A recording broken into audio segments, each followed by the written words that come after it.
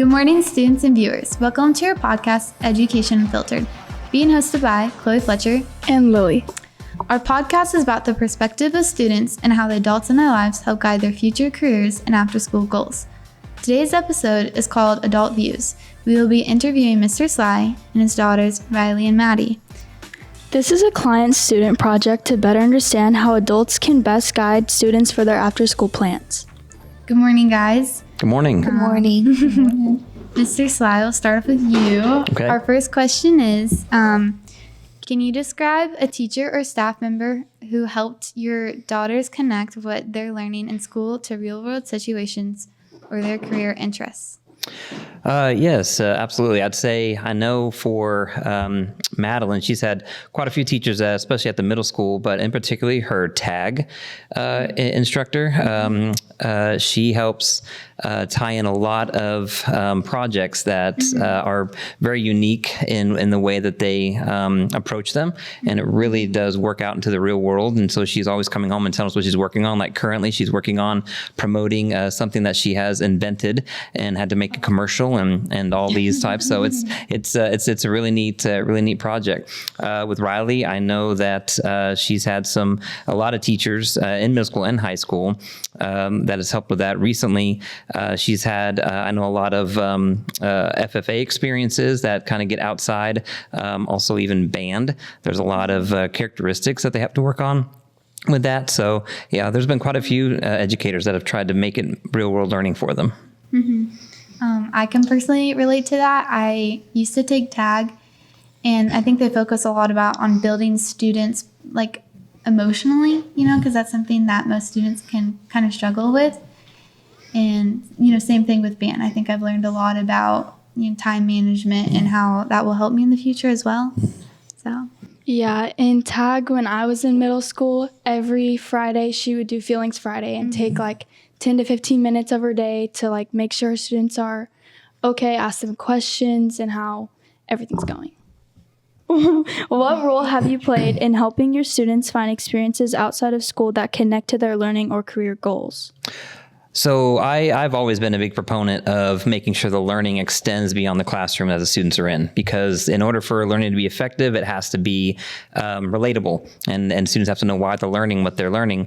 So one of the classes I teach right now is PL2W biomedical classes, and actually just yesterday we had a field trip to Mercy Hospital where the students got to tour a lot of different departments, and we're hoping that will lead into possible job shadowing opportunities. So students get to kind of get the real life view of what they're learning in the classroom, and that just makes it much more palatable for them to learn, and it gets them excited for their future.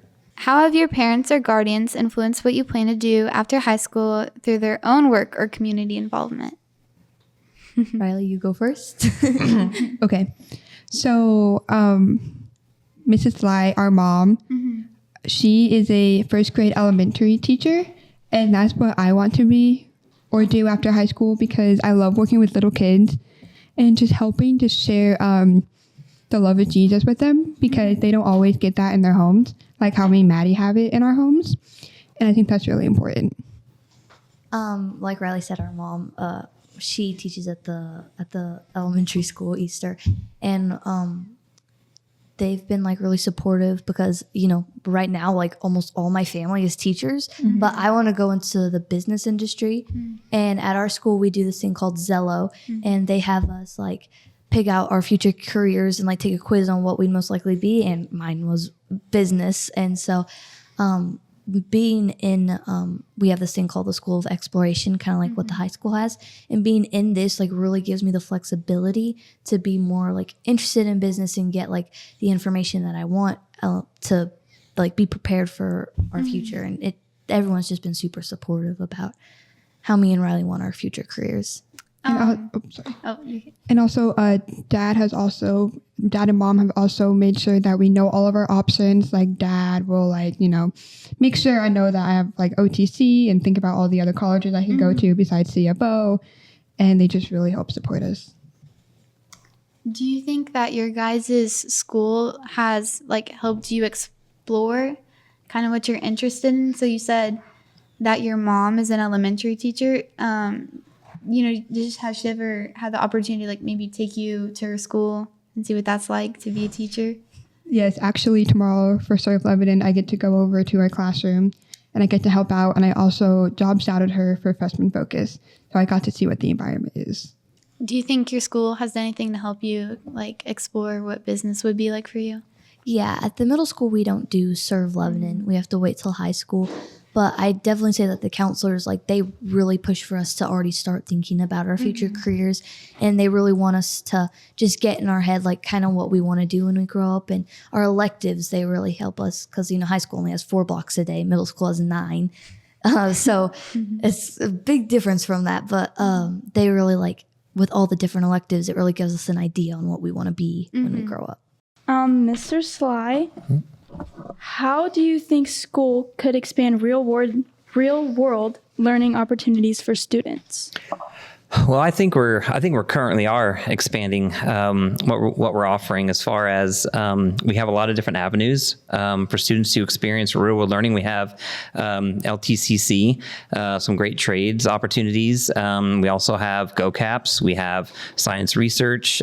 We have our schools of discovery and schools of exploration. And so I think currently we are really offering a lot of opportunities to connect that school and community and really make it one entity and kind of show that we all really are in it together for all the kids' education. We have wonderful community leaders around here that are always willing to open their doors and help students gain experience and grow in what they want to learn and what they want to do. And so I think just continue on the path that we're already kind of starting to pave right now, I think is going to lead to more opportunities for kids in the future. As for, Riley and Maddie, what additional real world opportunities would make your academic planning more meaningful? Oh, that's a good question. That is a good question.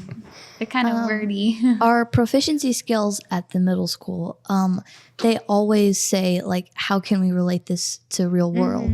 And I do feel like that the teachers do a good job of, like, they always, like, before every class, we always take like 5-10 minutes on just being quiet and working independently and doing like kind of like a question of the day where we almost do like, how can what we're learning in class right now help you in the real world? And it really gets like our brains going and think about like going back to what we want to be when we get older and how it helps like just relate to what we're doing like after school activities. And we do that like every single day. So yeah.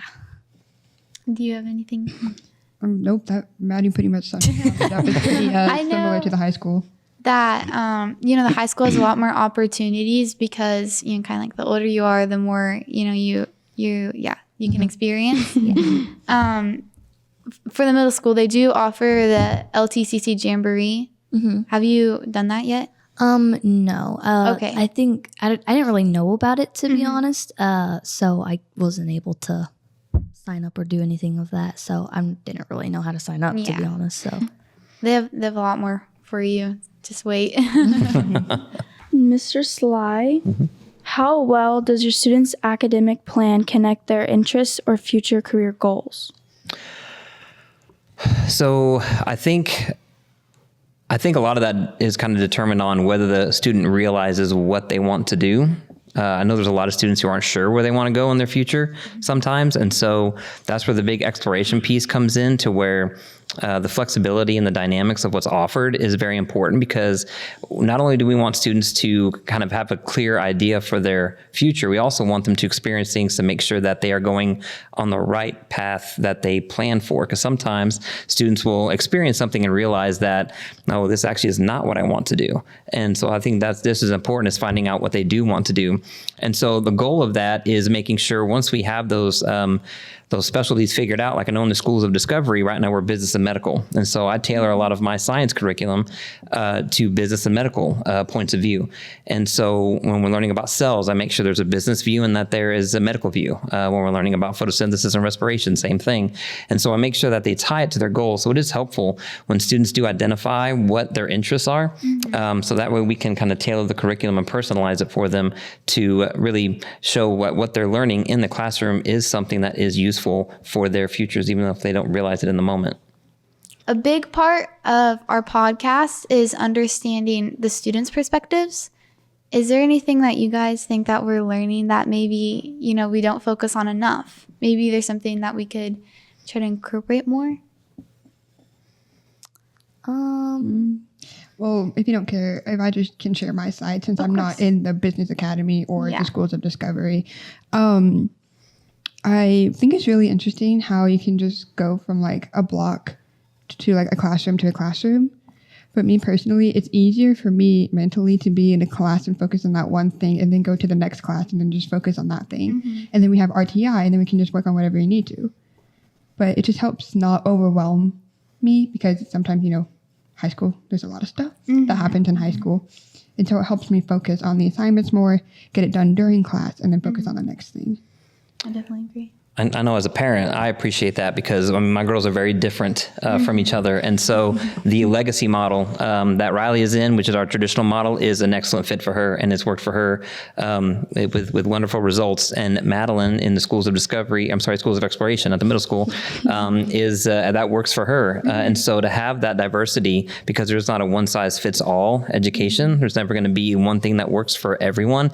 It is much better to have it flexible so everyone can find their niche to maximize their educational experience. Yeah, I do really like how it has like your own, because in the SOE we choose our own schedule every day. So like yesterday I went to social studies first hour, and then today I went to math first hour, and I can just choose when I want to go. So if I have like more work I want to get done and just get it over with, or like a test or something, I can choose when I can do that.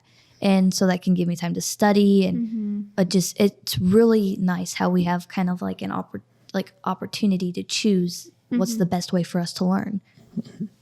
Well, thank you guys for all being coming. here. Yeah. I definitely Thanks for having us. Thank you for having us. We've learned a lot about perspectives, and we hope the viewers have learned a lot about the students' perspectives as well.